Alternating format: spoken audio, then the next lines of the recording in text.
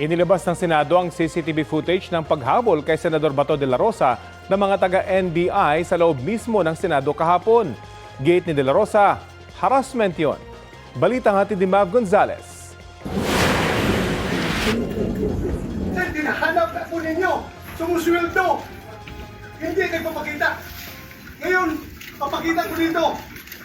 Inara ko naman yung guys. This is the Senate. Wala silang respeto sa institusyon ng Senado. Ganun ang NBI. It's a crime. This is the worst government.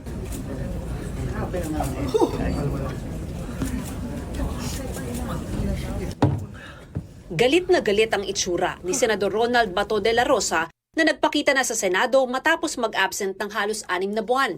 Inara ko dito sa baba ng mga NBI. Mga pasok, sako ko, akyat dito. I don't know, anong gusto nila? Sir, bakit tuguan? Nag-isingan kami doon sa baba. Sagdan. Duguan ang 2 daliri ng senador. Pareho tayo premier, sir. Bakit yung pinayagan niyang mga tao niyan makapasok dito?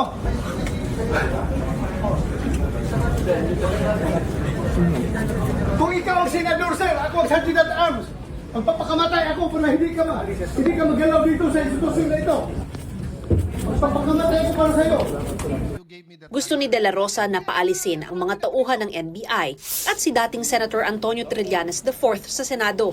Senator Trillanes, as a former member of the Senate, is welcome in the Senate and will of course be given due courtesy unless he has He is part of the harassment, unless Mr. he is President. part of the harassment. So Kasama niya.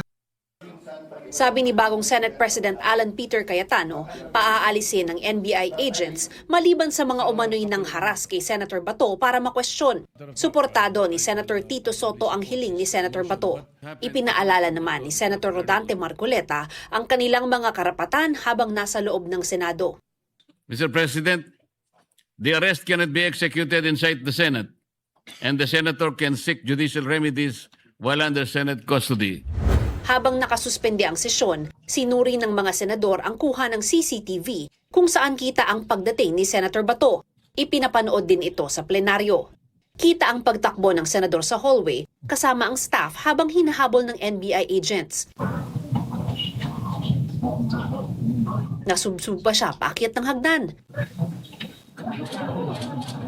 Pagpasok niya sa pinto, nakipaghatakan sa pinto ang mga taong gustong makapasok.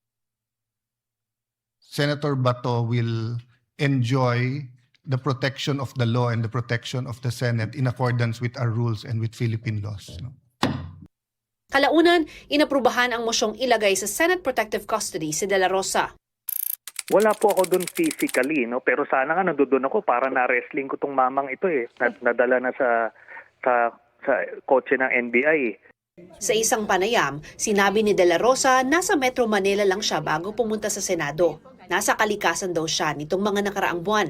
Pero hindi niya sinagot kung nasa Davao siya. Papasok na raw siya sa Senado mula ngayon. Hindi raw muna niya iniisip ang sabpina na inihain sa kanya ng PNP-CIDG kaugnay ng investigasyon sa extrajudicial killings noong panahon na City Director siya ng Davao Police. Mga staff ng senador ang humarap sa mga taga-CIDG o Criminal Investigation and Detection Group para isilbi ang sabpina kay De La Rosa. Pinahaharap siya sa Huwebes, May 14 at kung hindi ay pwede siyang ipakontempt. Pero hindi nila pinirmahan ang sabpina dahil wala raw utos si Bato. Mav Gonzalez nagbabalita para sa GMA News.